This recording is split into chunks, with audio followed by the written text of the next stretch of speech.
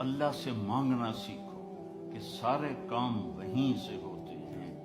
ام الصائب رضی اللہ عنہا کا بیٹا ہجرت کی اور مر گیا، تو اس کو جنازہ پڑھنے لگے اس کا، تو آپ نے فرمایا اس کی ماں کو تو بتاؤ، وہ مسجد میں تھی۔ تو ان کی ماں آئی اور نابینا تھی، اور اس کے پاؤں کی طرف بیٹھ کر اس کے پاؤں پکڑ لیے، کہنے کہ اللہم انی آمنت بک طوعا وہاجرت الیک رغبۃ فلا تشمت بی الاعداء۔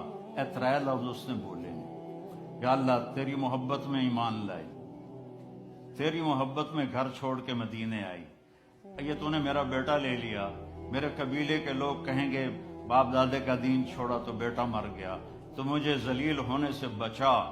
تو اس کے بیٹے نے کفن سر سے ہٹایا اور اٹھ کے بیٹھ گیا، اور ماں پہلے فوت ہوئی، وہ حضرت عثمان کے زمانے میں جا کے فوت ہوا۔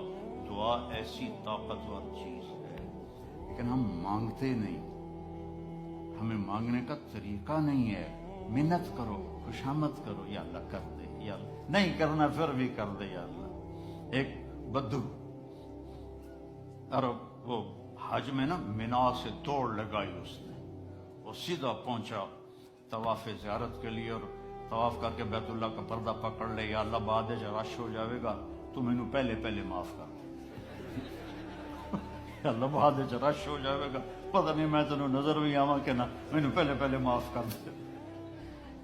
اللہ سے، آپ سے بھی کہتا ہوں، آپ سے بھی کہتا ہوں، اللہ کی قسم بڑا عزت کا راستہ ہے کہ وَإِذَا سَأَلْتَ فَاسْأَلِ اللَّهَ، جب پکارو تو اللہ کو پکارو، جب مانگو تو اللہ سے مانگو۔